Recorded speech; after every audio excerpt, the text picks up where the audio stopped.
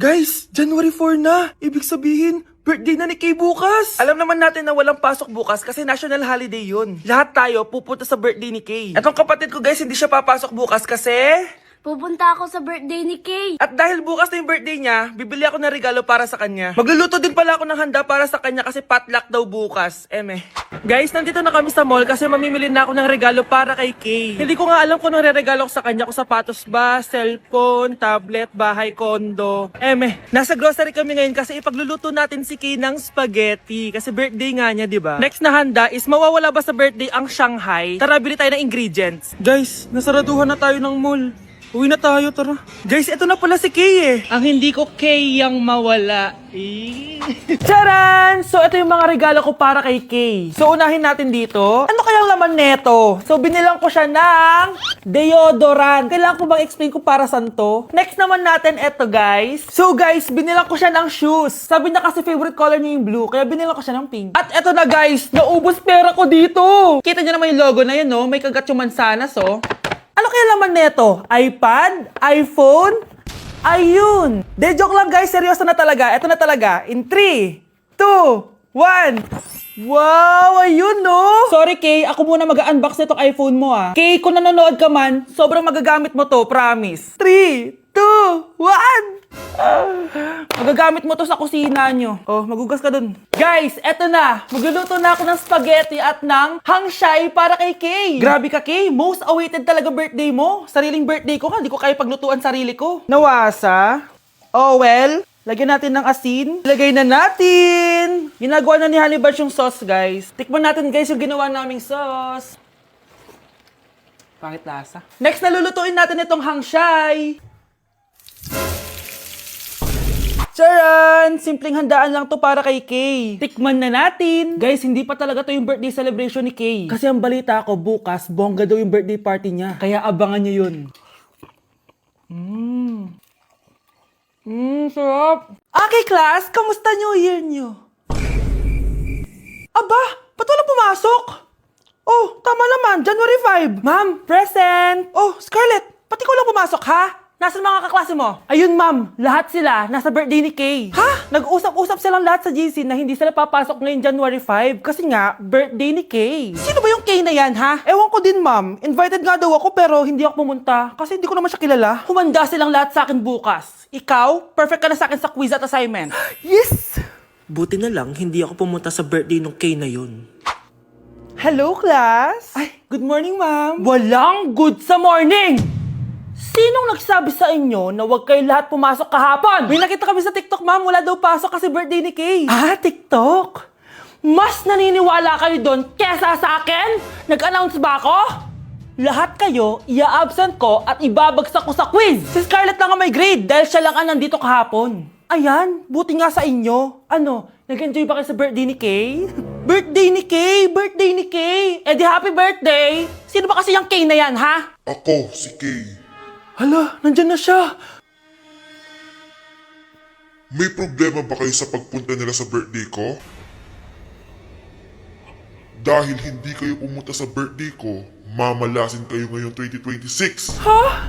Sa akin dapat yung 2026 eh! Hindi! Hindi! Hindi!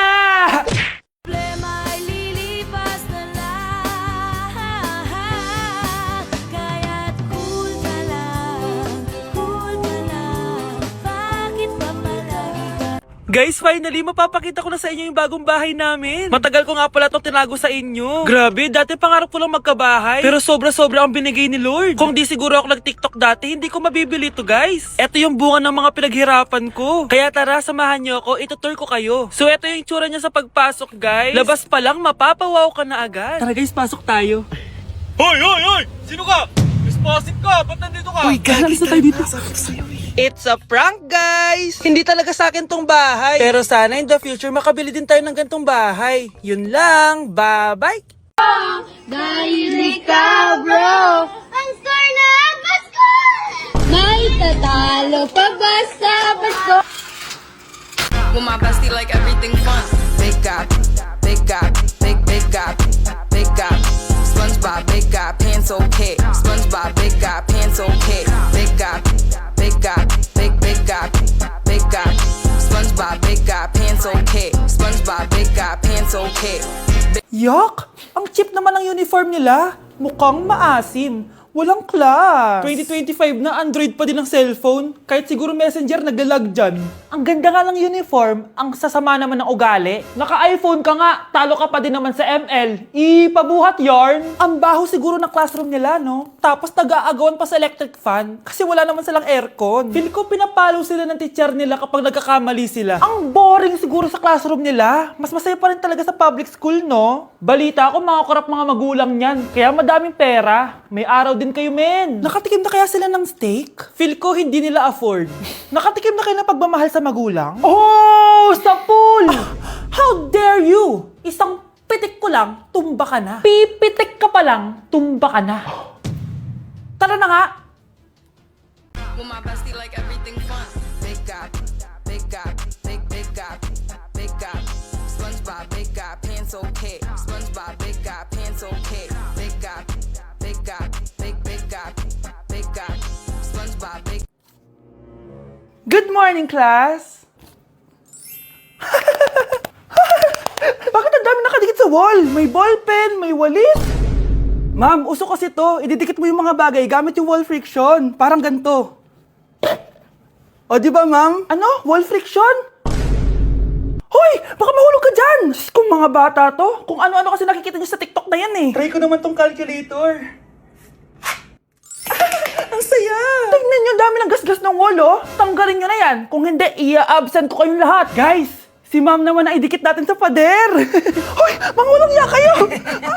Ma'am, huwag kang matakot, ma'am. A few moments later. Hoy! Ibaba niyo ako dito! Guys, dismiss na daw tayo, sabi ni ma'am. Uwian na!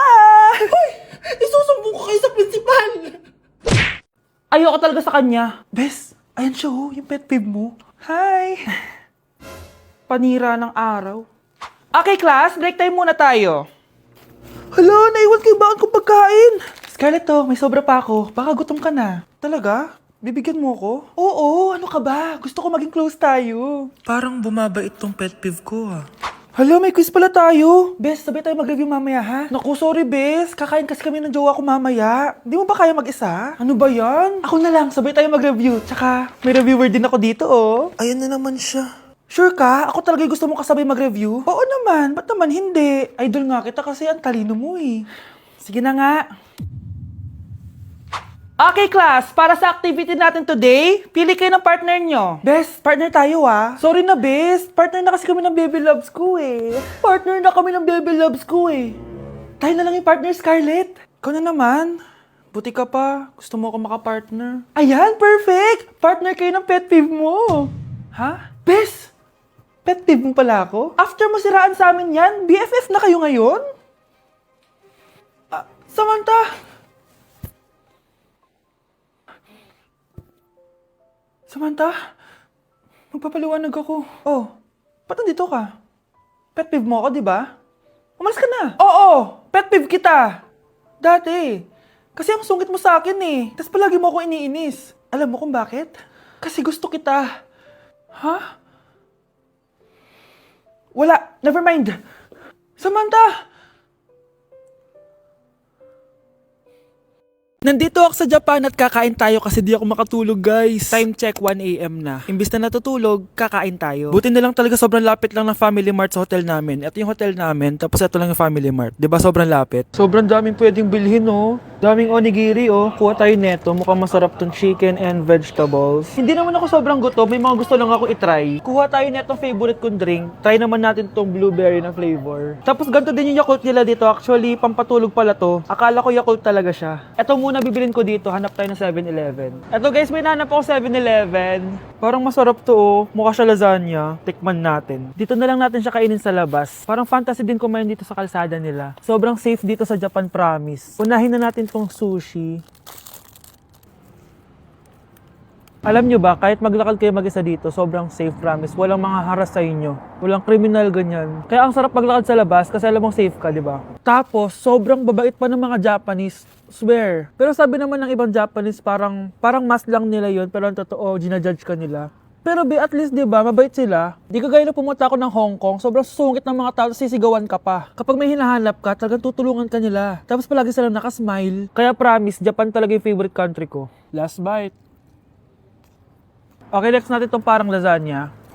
Guys, sobrang bango. Sobrang sarap ng itsura niya. Tikman na natin. Ang sarap! Ito din yung gusto ko sa Japan. Sobrang sarap ng mga pagkain nila. Like, be, promise. Wala pa kami natitikman dito sa Japan na hindi masarap. Kaya every time na pupunta talaga kami dito, promise na yon, natataba kami. Pero okay lang, Japan to eh. Alam nyo, minsan, naisip ko na dito na lang kaya kami tumira. Pero ang naririnig ko sa ibang foreigners na nakatira dito, masaya lang daw dito as a tourist. Pero kung dito ka natitira at mag-work, nakaka-depress daw, ganyan nakakalungkot. Kasi sabi nila toxic daw yung work environment dito. Pero ako, kung titira ako dito, gusto ko forever tourist ako. Inumin natin tong Yakult na nakakaantok. Last bite! Pabalik na ako ng hotel guys and inumin na natin to favorite nating drink. Medyo malansa siya tas maasim. So yun lang guys, bye! Love mo ko, di ba? Ba't mo ko iiwan? Papuntahin ko si Nami kasi babes umiiyak ako. Ba't ko umiiyak? Bakit mo ko iiwan? Saglit lang. Love mo ko, di ba? Bakit mo ko iiwan? I think it's so easy to fall in love. Ladies and gentlemen, mga ikasiko kabukanan, let us all count down and lift our eyes. 3, 2, and 1! Ayan, this signals that the spirit of the season has a... Magkano budget dyan? 500 pesos? Update sa nawala kong passport. 9 o'clock na ng umaga at literal na wala akong tulog sa kaka-overthink ko. So pupuntahan ko na yung store kung saan ko naiwan yung passport ko. Lord, sana nandun pa. Nag-search ako tapos 10 a.m. daw sila nagbubukas. So pupunta na tayo doon bago sila magbukas. So naglalakad lang ako papunta sa subway. Nandito na ako sa subway guys and kinakabahan na ako. Hindi ko talaga alam gagawin ko pag wala talaga doon. No, hindi pwede. Makakapag-Japan kami. Kasi sayang yung mga binayad ko, be. Guys, nakasakay na ako. Guys, nandito na tayo. Kinakabahan ako. Tapos naiihi pa ako. Guys, wish me luck, Lord. Please, sana nandun.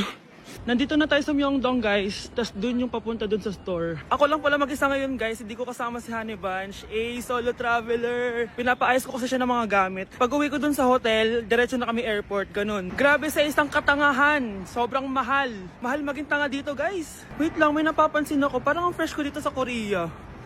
Yun ang glass skin, no? Ito yung store, yung tier. Diyan ko nawala yung passport ko. Lo, tinitignan ako na ito, oh. Guys, may mga staff na. Try ko magtanong if may nakita silang passport. Sana pansinin ako. Hello? Deadma challenge sila, guys. I left my passport yesterday here. Yes. Can you please check? Guys, sana nandito? Tinakabahan na ako.